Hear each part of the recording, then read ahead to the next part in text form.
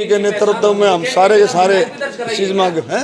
इनके खिलाफ शिकायत भी दर्ज करवाई है क्या? ये पार्टी लेवल पर कोई बातचीत हो रही है। शिकायत इसकी जो रघुवीर कादियान वाली जो स्टेटमेंट है बड़ी डैमेजिंग स्टेटमेंट है। ये पूरे हरियाणा को हिलाने वाली स्टेटमेंट है। पूरे हरियाणा को मतलब इनका माहौल ये क्या करना चाहते हैं आप देखो ना, मारकाट हो जाएगी भाई, मारकाट हो जाएगी। अरे भाई मारकाट हो जाएगी, इसका मतलब ये है भाई पिछली बार मार गया, मार अब की बार भाई कति मारकाट कर देंगे, कति काट लेंगे सब कहने।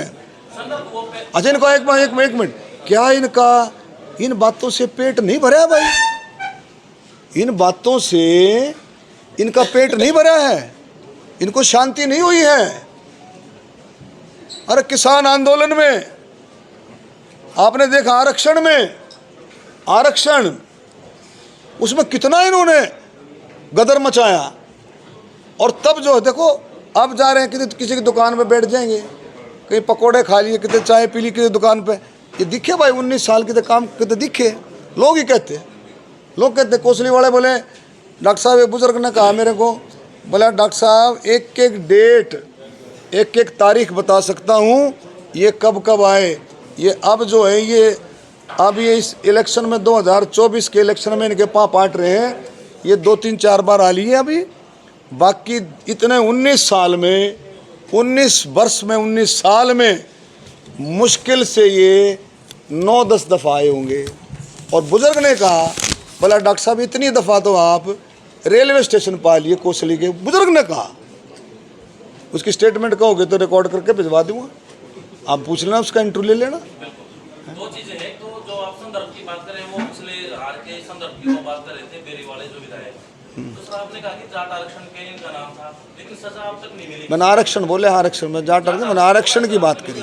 आरक्षण के ऊपर इन्होंने जिस तरह से, आरक्षण के ऊपर जिस तरह से इन्होंने रोहतक में, झज्जर में जो इस तरह गदर मचाया, मैं उसकी बात कर रहा हूँ। और वो दूसरी चीज़ है, अब ये झांकने लगे हैं, कोविड में कहीं दिखे हों, कोविड में कहीं नज़र नहीं आए, एक मिनट, कोरोना में कहीं नजर है। कोरोना में सिर्फ अगर कोई नजर आया तो भारतीय जनता पार्टी, उसका कार्यकर्ता और हमारे समाज सेवक, हमारी संस्थाएं, रोहतक की, झज्जर की बात, हर एक इलाके की बात है, सब जगह की।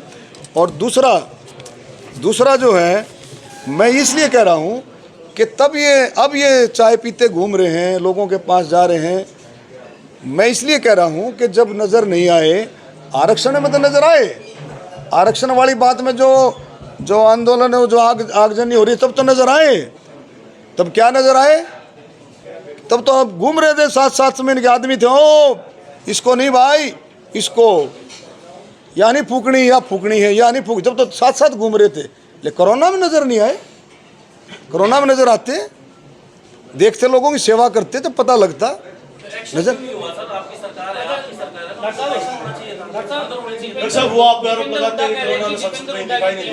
देखो, कोरोना बोल रहा है सांसद, तो ठोक करके सारा रिकॉर्ड दे सकता हूँ। कोरोना में कितना, मतलब मेट्रो में बैठ करके आया हूँ भाई। वो तो मैं कह रहा हूँ, धरती पे इतने झूठे पैदा नहीं हुए। और बताओ, इतने झूठे, इतनी अफवाह को पैदा नहीं हुआ। अरे मेरा जो एमपी डेवलपमेंट है, कोई मतलब मैं इससे ज़्यादा बड़ी बात नहीं हो सकती। ये पकड़ाई मांगे उसमें मेरे एमपी डेवलपमेंट को, जो सबको एक समान पैसा मिला, लगभग 17 करोड़ के करीब, और उस पर इन्होंने ऑब्जेक्शन लगा करके।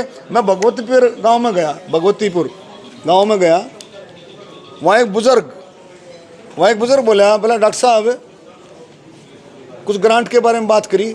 मैं कहता हूँ थोड़ी भिजवा दो थी। बोला वो दलितों वाली तो आ गई, दलितों वाली ग्रांट आ गई। और हमारी एक और थी, हमारी चौपाट थी, एक और चौपाट थी, वो भी दलितों की थी, वो 2 चौपाटें थी उसमें। बोला हमारी चौपाट वाली नहीं है। बोला ये ग्रांट वाला एक कागज ले रहा हो, मैं ये कड़े लिया। बोला कांग्रेस वाले आकर के बांटने लग रहे थे, मेरे घर देख गए। देखो कितना प्लान्ड था ये, कितना प्लान्ड था। आपने बातचीत करके उस खबर को छपाया, उसकी फोटोकॉपी करी, कितनी गलत खबर थी वो।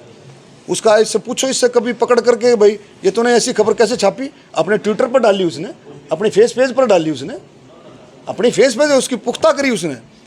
अब ऐसी बातें कर रहा है, बताओ कितने झूठ बोल रहा है।